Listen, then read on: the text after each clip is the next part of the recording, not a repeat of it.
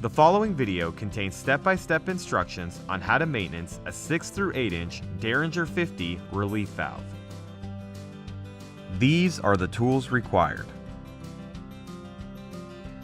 When a reduced pressure valve is leaking from the relief valve, the first check may be fouled or damaged. Make sure the first check is functioning properly before assuming there is a problem with the relief valve. If the first check is functioning properly, we recommend using a toothbrush to gently brush away any debris from the valve piston and seat. This should return the relief valve to work properly without having to disassemble the relief valve.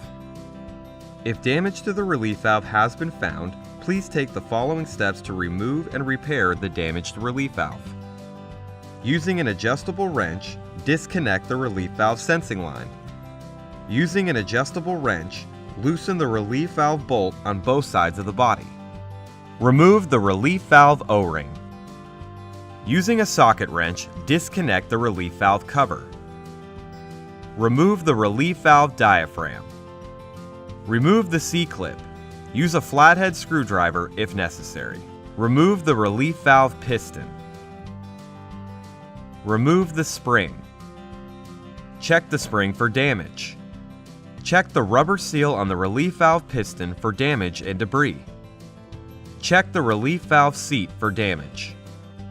Check the relief valve diaphragm for damage. Replace the diaphragm if necessary. Gently push down on the embossed center so that the diaphragm collapses into itself. Reinstall the relief valve piston into the diaphragm. Make sure the diaphragm's embossed center is inserted into the piston groove. Place the spring into the relief valve body. Install the piston assembly into the relief valve body. Make sure the piston assembly lines up to penetrate the hole on the top of the relief valve. When reinstalling the piston assembly, make sure the spring is centered in the relief valve body. Reinstall the C-clip. Reinstall the relief valve cover. Using a socket wrench, tighten the relief valve cover bolts.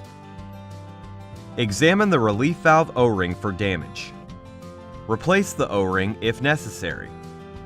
Install the relief valve O-ring into the groove on the relief valve.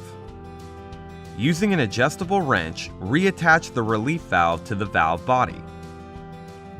Using an adjustable wrench, reconnect the sensing line to the valve body.